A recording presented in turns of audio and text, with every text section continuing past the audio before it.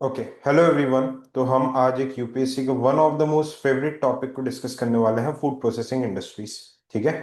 तो food processing industries क्या होती है, कैसे होती है, इसको अपन डिटेल में डिस्कस करेंगे।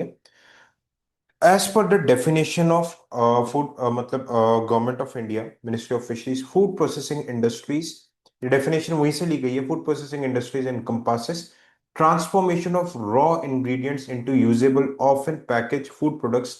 These includes various techniques such as methods of cleaning, grinding, cooking, preserving, all aimed at making food safe, palatable and long lasting.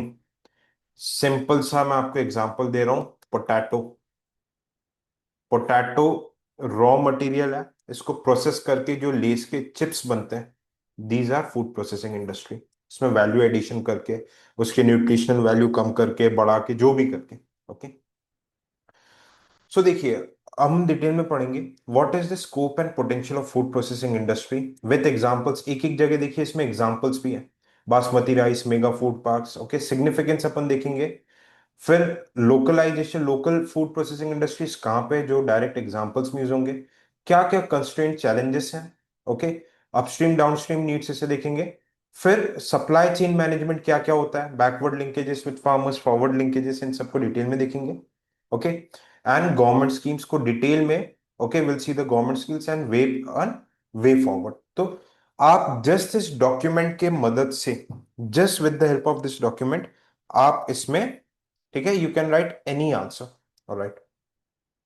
Now first let's understand किसी भी, आई वुड से कि किसी भी किसी भी food processing industry में upstream and downstream linkages क्या होते हैं। Assume this is a farm land. Okay. And क्या होता है, जस्ट ये मान के चलिए कि आप एक फार्म लैंड है ना। अब क्या हो गया, इसको फार्म लैंड, फार्मर्स एरिया को, जो फूड प्रोसेसिंग इंडस्ट्रीज होते हैं, इसको हम क्या बोलते हैं, we call it as backward area को हम क्या बोलते हैं, upstream.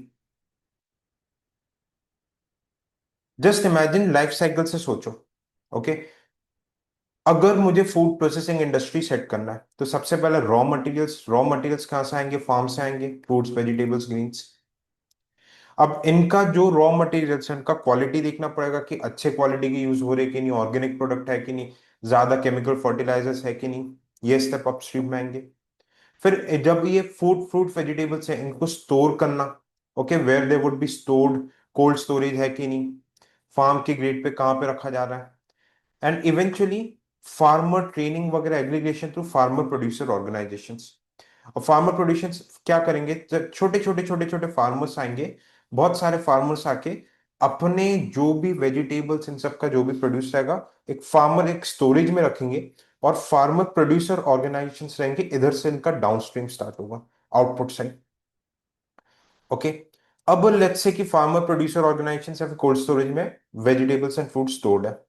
Efficient cold state chain logistics, जैसे कि आपने कोल्ड स्टेज किसी गोडाउन में रखा है, वहां से अब ट्रांसपोर्टेशन के लिए ट्रक, रोड, ये सब होना चाहिए। प्रधानमंत्री ग्राम सड़क योजना का कन्वर्जेंस आएगा, प्रॉपर वे में रोडवेज वगैरह होना चाहिए। Okay. Now what they will go to the food processing industries. ये फूड प्रोसेसिंग इंडस्ट्रीज में आएंगे। फूड प्रोसेसिंग इंडस्ट्रीज में क्या हो जाएगा, इनका पैकेजिंग होगा, प्रोसेस होगा।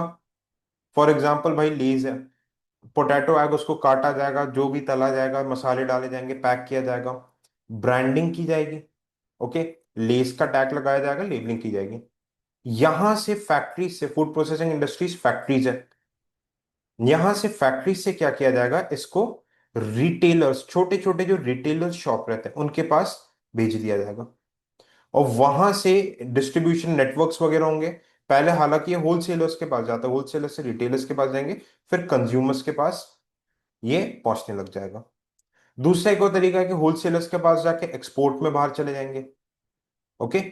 और अल्टीमेटली रिटेलर्स में जाने के पहले एक और स्टेप क्या रहेगा, कि इसमें एक क्वालिटी काउंसिल ऑफ इंडिया या फिर जो भी food products, food safety FSSAI के सर्टिफिकेशन लगेंगे। हालांकि ये सर्टिफिकेशन इंडस्ट्री में आके करता है कि ये प्रोडक्ट्स प्रॉपरली सेफ है। इनको पूरा डिस्क्लोजर देना पड़ेगा कि भाई इसमें इतना परसेंट तेल यूज है, इतना मतलब ये है चीज यूज है, एक्सवाइजेड चीजें। और कंज्यूमर्स के पास जाएगा ताकि हाइजीन एंड प्रॉपर वे में सर्टिफिकेशन रहे और इवेंचुअली रिटेलर्स में डिस्ट्रीब्यूट होंगे। तो ये अपस्ट्रीम एंड डाउनस्ट्रीम हो गया पूरा फूड प्रोसेसिंग इंडस्ट्री का। ठीक है। अब हम देखते हैं कि इंडिया में क्या स्कोप है फूड प्रोसेसिंग इंडस्ट्री का। इंडिया सेकंड लार्जेस्ट प्रोड्यूसर है फ्रूट्स एंड वेजिटेबल्स का, largest in milk, pulse and spices. Food processing के थ्रू हम मल्टीपल वैल्यू एडिशन कर सकते हैं। ठीक है। मासिव पोटेंशियल है। हम इसको एक्सपोर्ट, जैसे कि डिमांड, अर्बनाइजेशन बढ़ता जा रहा है। Okay, there has been rising demand of urbanization. Urbanization धीरे धीरे बढ़ता जा रहा है, सारी चीजें हो रही है। तो उसके वजह से हम ये देखेंगे कि प्रोसेस फूड की डिमांड बढ़ती जा रही है। Food processing industry employment generation करेगा, जैसे मेगा फूड पार्क्स, एक एरिया जहाँ पे बहुत सारे फूड प्रोसेसिंग इंडस्ट्री रहेगा, एमएसएमईस, थाउजेंड्स ऑफ क्लस्टर्स में लोगों को लाखों के रेट में एम्प्लॉयमेंट दे सकते हैं। Global demand for India's organic product, ready to eat ethnic foods, आप इससे बाहर एक्सपोर्ट कर सकते हैं, जैसे basmati rice, mango pulp, Alphonso mango, snacks and major exports, they can all be exported outside India. Okay. अब देखो एफएओ के रिपोर्ट के हिसाब से, as per the FAO's report, India में there is very very high, India में there is very very high post harvest loss loss. 92,000 crore years का loss होता है, 30% लॉस होता है पेरिशेबल आइटम्स का। टोमेटो ये सब सड़ जाते हैं, टोमेटो पल्प्स ये सब। ओके। और फूड प्रोसेसिंग अच्छा लिंक अगर बन गया, जैसे फार्म से लेके फूड प्रोसेसिंग इंडस्ट्रीज तक अच्छा लिंक बन गया, तो वेस्टेज कम हो जाएगा। कंज्यूमर ट्रेंड हमने इसके बारे में बात की थी। ओके। फॉरेन इन्वेस्टमेंट 100% हमने अलाउ कर दिया वाया ऑटोमेटिक रूट, मतलब गवर्नमेंट ज्यादा स्क्रूटिनी परेशान नहीं करेगी इनको। नेस्ले, पेप्सिको, आईटीसी एक्सपैंड कर रहा है इंडिया में धीरे धीरे और ज्यादा। तो what is the significance? Ashok Dalwai, Ashok Dalwai committee के रिकमेंडेशंस थे कि 2022 तक फार्मर्स के इनकम को डबल करना है। हालांकि 2022 हो गया, बट अभी भी ये टारगेट्स फुलफिल नहीं हुए हैं। ओके। अब देखो इससे क्या होगा, फार्मर्स क्या रहता है, लेट्स से अपने प्रोड्यूस को, रॉ मटेरियल्स को मार्केट में बेचेंगे, प्राइस नहीं मिलेंगे, बट बड़े बड़े कंपनी जैसे कि नेस्ले, पेप्सिको के साथ टाई अप हो गया, तो इनको बेटर रेट पर अपने प्रोड्यूस को बेच सकते हैं। अनसर्टेनिटी नहीं रहेगी, मिडलमैन का टेंशन नहीं रहेगा, है ना। वो ट्रांसपोर्टेशन, मार्केट तक ले जाने की टेंशन नहीं रहेगी, all the expenses would be beared by these companies. Okay. Rural development, non farm jobs reduce, out migration, rural area में क्या प्रॉब्लम हो रही है, लोग अपना घर छोड़ छोड़ के, जो स्पेशली मेन रहते हैं, फैक्ट्रीज में जा रहे हैं वर्क करने अर्बन एरियाज में, तो सिर्फ फीमेल्स रह जा रही है, सेक्स रेशियो बिगड़ रहा है। And it's also leading to feminization, it's also leading to feminization of agriculture. बात समझ में आ रही है? वैल्यू एडिशन होगा, it would lead to food fortification, जैसे राइस में जिंक का कंटेंट बढ़ा देना, विटामिन ए का कंटेंट बढ़ा देना। तो पैकेज फोर्टिफाइड फूड्स का क्या एडवांटेज रहता है? Better nutrition and better shelf life. ये क्या हेल्प करेगा? माल न्यूट्रिशन, इंडिया में जो माल न्यूट्रिशन इतना ज्यादा, स्टंटिंग वेस्टिंग रेट को कम करेगा। सप्लाई चेन स्ट्रेंथ होगा, फार्म एंड मार्केट के बीच के लिंक को स्ट्रेंथन करेगा ये। ओके। इंडिया का मैन्युफैक्चरिंग बढ़ाएगा, मेक इन इंडिया, आत्मनिर्भर भारत। क्लियर?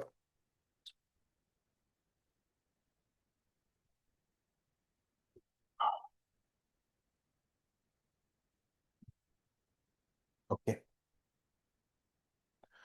सो इंडिया में फूड प्रोसेसिंग इंडस्ट्रीज के लोकेशंस कहाँ कहाँ पे हैं? देखो इसको आप मैप के थ्रू भी बता सकते हो। Maharashtra oranges, mango pulp Andhra Pradesh, Gujarat Amul, wheat rice mills Madhya Pradesh Punjab Haryana, fishing, spice Kerala, Rajasthan coriander, Telangana red chilli, meat poultry Hyderabad Nagaland. Okay. यहाँ पे पोटेंशियल है फूड प्रोसेसिंग इंडस्ट्रीज का, but there are various challenges as well. देख लेते हैं क्या क्या चैलेंजेस हैं। हाई पोस्ट हार्वेस्ट लॉस, जैसे मैंने बताया, पोर लॉजिस्टिक्स कोस्ट, 92,000 करोड़ के लॉस होते हैं। फ्रैगमेंटेड सप्लाई चेन, कहीं रोड अच्छी नहीं बनी, कहीं कोल्ड स्टोरेज अच्छा नहीं है, कहीं डिस्ट्रीब्यूशन रिटेलर नेटवर्क अच्छा नहीं है, टेक्नोलॉजी नहीं है हमारे पास, अफोर्डेबल लोन इजीली नहीं मिल पाता है एमएसएमईज को। Regulatory hurdles, complex licensing under FSSAI, environmental laws है कि लेट्स से कोई एनवायरनमेंट एनिमल्स हार्म तो नहीं हो रहे हैं, फूड सेफ्टी नॉर्म्स, ये कहीं ना कहीं सेटबैक देती है, हालांकि जरूरी भी है।